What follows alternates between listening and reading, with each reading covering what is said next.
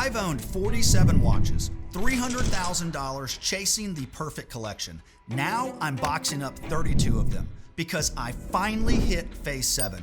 Most of you stuck in phase 4 and it's costing you thousands. Today, the 7 phases every collector goes through and which one you're in right now. Let me explain. Every collector goes through the same 7 phases. I've been collecting for 15 years, and to get to this absurd spending amount, I've made every single mistake in the book, and I've finally reached phase 7, where most collectors never get. No, this isn't some weirdo Scientology going clear crap. So today I'm breaking down all 7 phases, the mindset, the mistakes, the money wasted, and by the end, you'll know your phase and exactly what to do next. Fair warning, phase 4 is going to hurt because that's where most of you are stuck right now. Let's start with phase 1. Now, phase 1, what I like to call the awakening. You've been wearing fashion watches, you're using your phone, or nothing. Then one day you see a real watch and something clicks. This isn't jewelry, this is engineering, history, art. Phase 1 is 2 a.m. Google dives, YouTube rabbit holes, noticing every watch in every movie. For me, 2010, my brother-in-law Michael bought a Tag Heuer Carrera. I stared at it across the dinner table, asked way too many questions. He talked about mechanical movements for 20 minutes. 3 months later, I bought a J. Crew Timex field watch, $110. That military vibe connected. I wore it every day for 6 months. I was obsessed. If you're in phase 1 right now, enjoy it. This is the purest phase. You love watches for what they are, not for what they cost. But phase 1 doesn't last because phase 2, that's where things get expensive and dangerous. Phase 2, the hype chaser. Welcome to hell. You're on Instagram now following watch accounts, seeing Royal Oaks, Nautiluses, Daytonas, and you want them. Phase 2 is when you start caring about other people's opinions more than your own. You buy what's hot, what's hyped, what's on every top 10 list. For me, it was a Tudor Black Bay steel and gold, affordable luxury, an Omega Speedmaster, essential, a vintage Omega, Instagram gold. Total spent $13,500. Total watches I actually loved, 0. Phase 2 is buying watches for the status of being a collector, not because you love them. They sit in boxes. You wear them once a month out of guilt. You tell yourself, I'll grow to love it. If you're in phase 2, stop right now. Unfollow 5 hype accounts. Mute your saved searches. Do this for 30 days. See if you still want those watches because it's phase 3 where the real financial damage happens. Quick pause. Do these 2 phases sound familiar? Comment if you've been here and be honest. Now back to phase 3. Phase 3, the spender, the danger zone. You've graduated from hype and now you want luxury. Rolex, Omega, IWC, JLC, Vacheron Constantin, Patek Philippe. Phase 3 is where you convince yourself one expensive watch will complete your collection. 5,000, then 8,000, then 12,000, then 20,000. I hit phase 3 in 2019, a Rolex Submariner Bluesy, $17,500 on the secondary market. I wore it for 3 months. Then I realized I didn't love it. I love the prestige of owning that Rolex. Phase 3 is a dangerous position because you justify purchases with future value. It's an investment. It holds value. It can always be sold. Let me tell you when holds value actually works. It needs 3 things: clear demand, cap supply, and clean provenance. Miss one and you're not investing, you're speculating. My Bluesy, bought at $17,500, sold at $15,000. I lost $2,500. That's not an investment. That's an expensive mistake. Phase 3 is where people spend $30,000, $50,000, $100K trying to feel satisfied, and they never do, because phase 3 doesn't end with buying more expensive watches. It ends when you realize something that brings you to phase 4. And phase 4, that's where most of you are stuck right now. Real quick, if you're learning something, hit subscribe. Back to phase 4, where most of you are stuck. And later, I'll show you the exact system that saved me thousands in wasted watches. Phase 4, the Rationalizer. You're probably here right now, I can tell, because phase 4 is where 70% of collectors get stuck forever. My brother-in-law, Michael, the guy who got me into watches in 2010, he's still here. 40-something watches, every excuse in the book to justify them. Most just sit in a box, rotting. Phase 4 is when you own 10, 20, maybe 50 plus watches. You've spent more money than you're comfortable saying out loud, and you're trying to convince yourself you made good choices. This watch is versatile. This watch is a great deal. This brand is underrated. Phase 4 is rationalization, justification, and lying to yourself. Here's a quick test. How many watches do you own right now? How many did you actually wear this month? If those numbers aren't close, you're in phase 4. I had 23 watches in phase 4. Let me show you my rationalizations. Tudor Black Bay, essential dive watch. Omega Speedmaster, a moon watch, historic. Rolex Submariner, goes with everything. A Breguet Big Date, undervalued hot horology. A GP Laureato, cheaper than a Royal Oak. You know how many I actually wore regularly? 2. I tracked my wear time. 2 watches got 70% of the wrist time. 21 got 30% combined. Phase 4 is where you realize the truth. More watches doesn't mean a better collection. It just means more boxes. But here's the good news. Phase 4 is the wake-up call. When you see your collection for what it really is, you can move to phase 5. In phase 5, that's where things finally start making sense. Phase 5, the Curator, where the healing begins.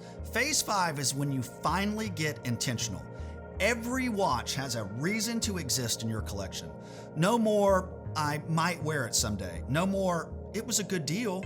No more, it's undervalued. Instead, it's, this is my daily, this is my dress watch, this is my beater, this is my travel watch.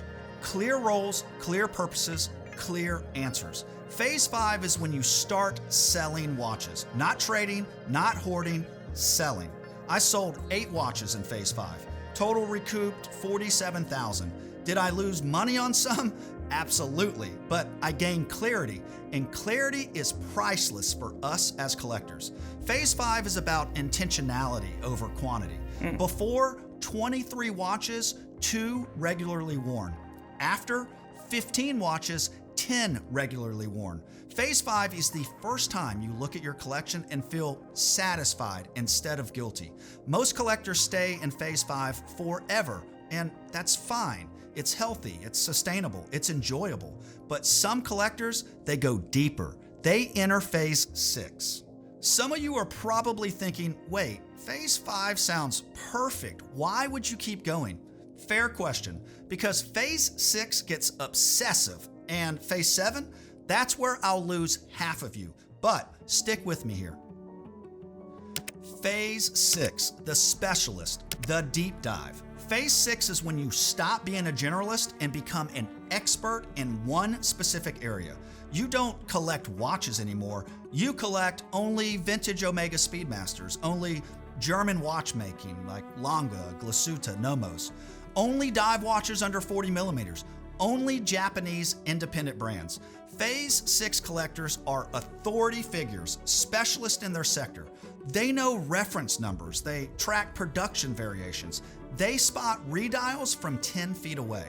I know a collector who only buys vintage Rolex watches. He owns 20 or more of them, different references spanning 60 years. He can tell you the dial variation, movement details, and dates of production between different reference numbers.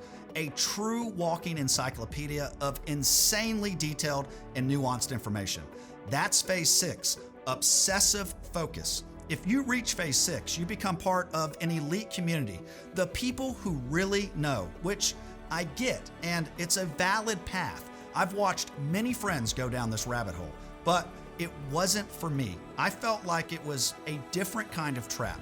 I realized the goal wasn't deeper, the goal was done. So I skipped this phase entirely and took the path most people miss. And that's where I am right now, after 15 years, after 300,000 spent. And this is going to piss some of you off because phase 7 means letting go. Phase 7, the enlightened, the final phase. This is when you realize you only need a handful of watches, 12 maximum. For me, that's a core 4 I'll never sell and 2 to 8 rotating pieces for variety. That's it. Not 30, not 50, 12. Everything else is excess. Everything else is ego. Phase 7 is that core that you'll never sell, your daily, your dress, your sports, your fun. Your core 4 won't look like mine. Different brands, different prices. But the principle is the same. Every watch gets worn, nothing sits. And the fundamental shift here is understanding that watches are tools first.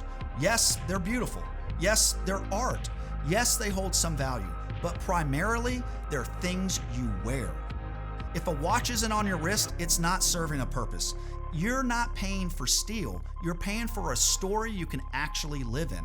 So here's what phase 7 taught me, and this is where I'm gonna lose some of you. People don't care if you're wearing a Royal Oak or a Seiko. They can't tell the difference, they just can't. But here's what they do notice. When you wear something you genuinely love, not something you bought to impress them, it changes how you carry yourself. I just released a whole video on the psychology of this, how wearing something you love creates this positive transformation. The studies are fascinating. If you want to go deeper, I'll link it in the description. But the core insight is when you wear something that matters to you, your confidence shifts, your posture changes, the way you interact with people is different. And that's what they respond to, not the watch, but you. So the question isn't, what watch will make people respect me? The question is, what watch makes me feel like myself? Because a $500 watch you love will do more for your confidence than a $50,000 watch you bought for status. That's phase 7 realization. Also, another thing, unless you're buying Patek Nautiluses at retail, which you can't, stop beating your chest about this watch or that watch is worth more than you paid. Watches depreciate, bro. Truth. Some depreciate slower than others, but they depreciate. Lastly, too many watches equals decision paralysis. Rotation anxiety is real. You know what happens? You end up wearing the same 3 watches anyways. So that means the watch on your wrist right now is the only one that actually matters. Phase 7 is letting go of the collector identity. You're not a watch collector anymore. You're just someone who wears watches they love. And that distinction, that's freedom. That's why I'm selling 32 watches. And I'm not gonna sit here and pretend it's easy. It's not. This is going to be a long process. It'll probably take me a full year to sell all of these pieces properly. And honestly, it's emotionally hard. These are watches that are in a sell box, but I love. Even though I never wear them, there's history there. I'm committed to this because I know 100% that the hobby will be so much more enjoyable on the other side. Because I'm done collecting, done justifying, done rationalizing, done chasing. Phase 7 is the end game. Most collectors never get here because it requires admitting something difficult. You don't need more watches. You need fewer, better, just for you watches. And I'm gonna sell them all to Felix over retail. 7 phases, 1 journey. Can you identify which phase you're in? Let's do a quick recap so you can figure out exactly where you are. Here's how to know for sure. The awakening. If you just discovered watches, phase 1. The hype chaser. If you're buying hyped watches, phase 2. The spender. If you're chasing expensive pieces, phase 3. The rationalizer. If you have 10 to 50 watches and wear 3, phase 4. The curator. If every watch has a role, phase 5. The specialist. If you specialize in one thing, that's phase 6. The Enlightened. If you have a core 4 you'll never sell, phase 7. Screenshot this and comment below. Tell me, which phase are you in? Or more importantly, which phase do you want to be in? That's the real question. There's no right phase, by the way. Phase 2 isn't worse than phase 6. It's just different parts of the journey. But knowing your phase, that prevents you from wasting money on the wrong watches. Real talk, if you're in phase 2 or 3 right now, I need you to do something. Stop buying watches. I'm serious. 30 days, no purchases. Instead, do this. Track which watches you actually wear.